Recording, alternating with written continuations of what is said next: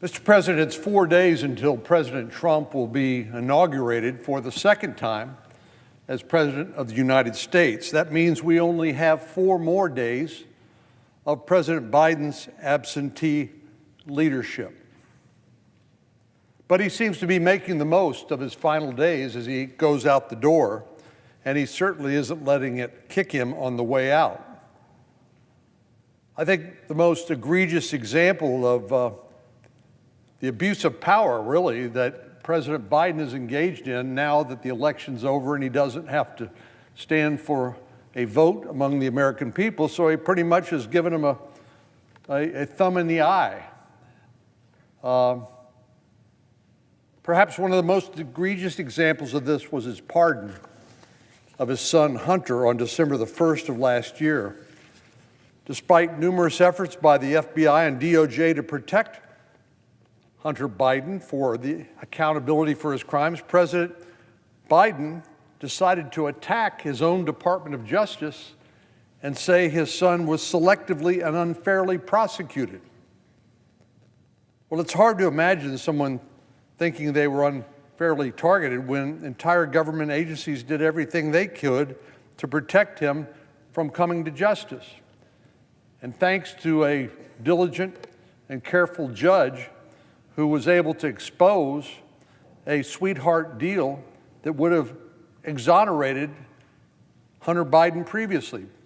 So he was convicted of illegally possessing a firearm, and he stood charged with massive tax fraud. President Biden said time and time again, "I promise I'm not going to pardon him." And then he turned around and he did. But he didn't stop there.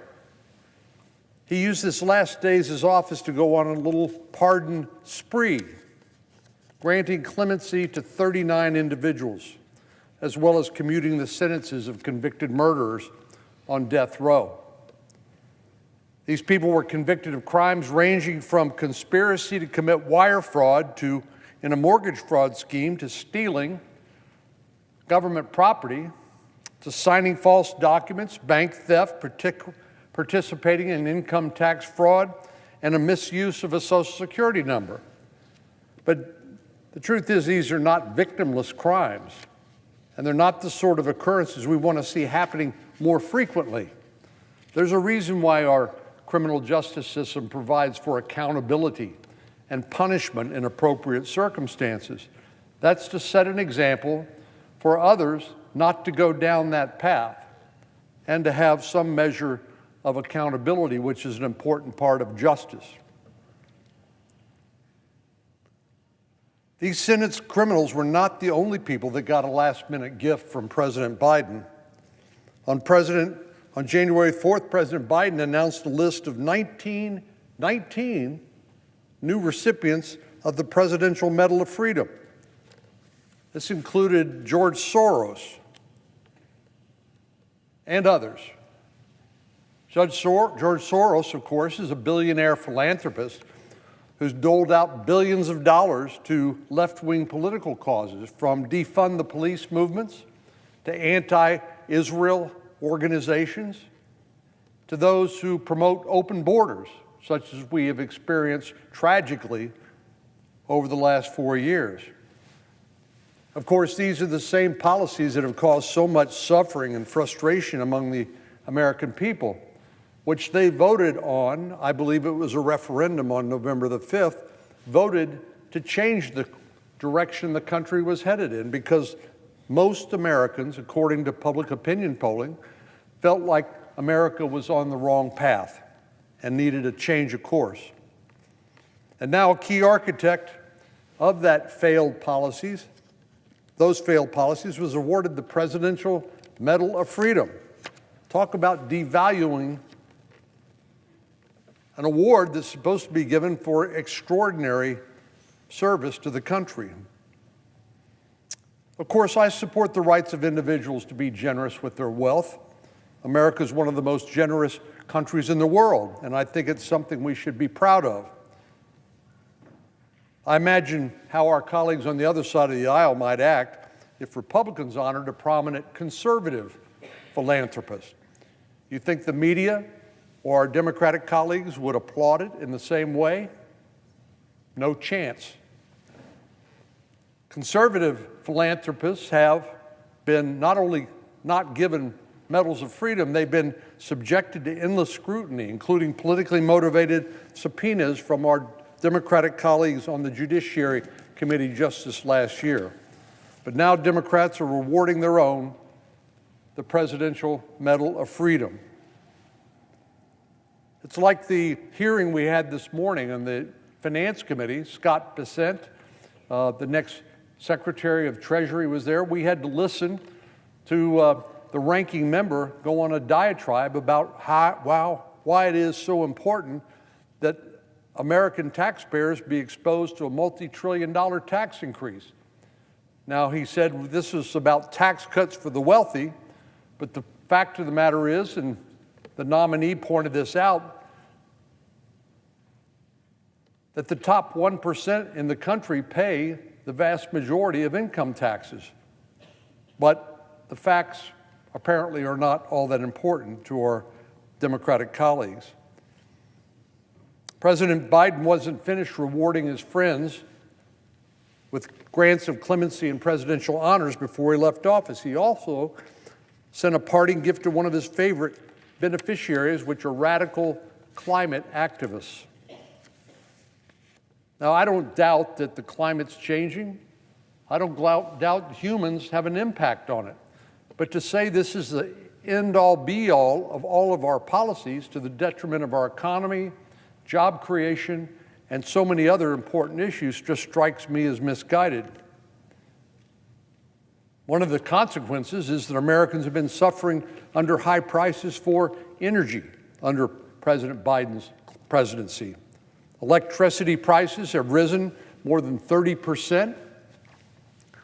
We know that these high prices are the direct result of President Biden's policies, which put climate activists in the front seat, while working families are left behind. But the president couldn't help himself from doing more damage on the way out the door.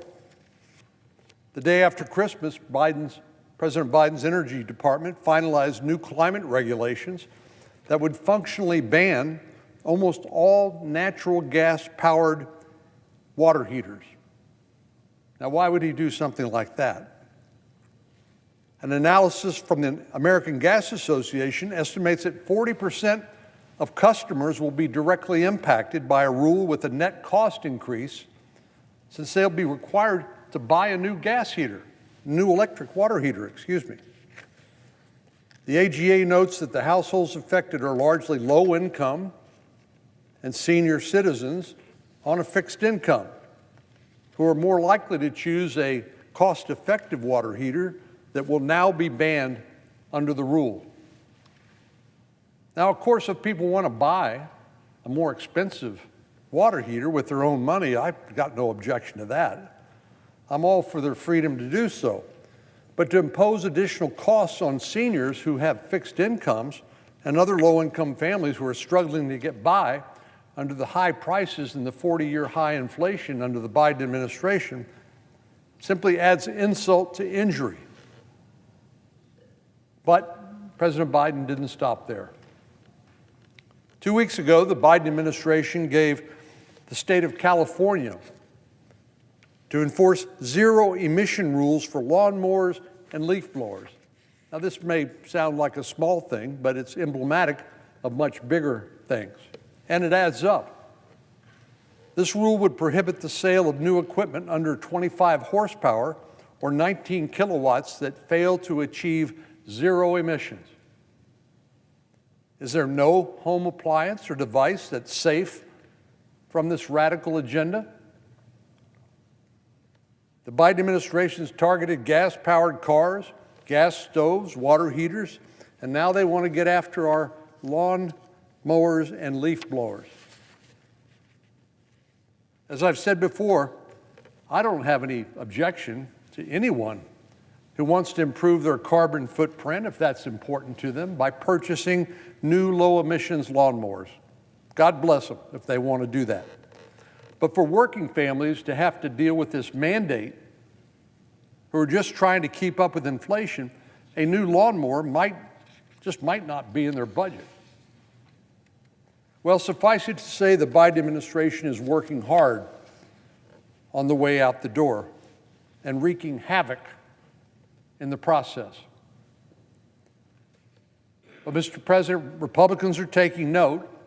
We know that with President Trump being sworn into office next Monday, with new majorities in the House and the Senate, that things are going to change. The American people voted for change, and they're going to see a change away from these radical policies and special interest pieces of legislation or regulation that hurt the vast majority of Americans for the benefit of an ideological agenda. One of the tools we're going to be using is something called the Congressional Review Act. As the presiding officer knows, this is a powerful tool which allows a vote of Congress and a presidential signature to essentially veto an administrative agency rule. There is a time frame, I believe it's 60 legislative days, during which we can look back and essentially impose a legislative veto of that rule. Using this mechanism, Congress can review and rescind regulations that it disapproves of. Because, of course, many of these regulations, of course, are promulgated by administrative agencies that never have to stand for election. They never have to appeal to the voters. They never have to explain themselves to the voters. They just do what they do, which is create more and more red tape and regulation. So I'm glad we're going to be able to focus soon, after we confirm President Trump's cabinet, on Congressional Review Act regulatory disapprovals. I plan on introducing a few of these myself so we can reverse many of the Biden administration's misguided regulations. And I know other colleagues plan to do the same thing.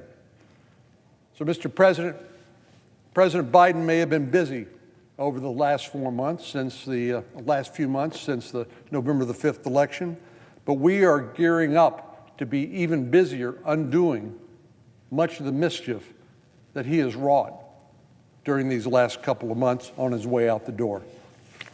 Mr. President, I yield the floor.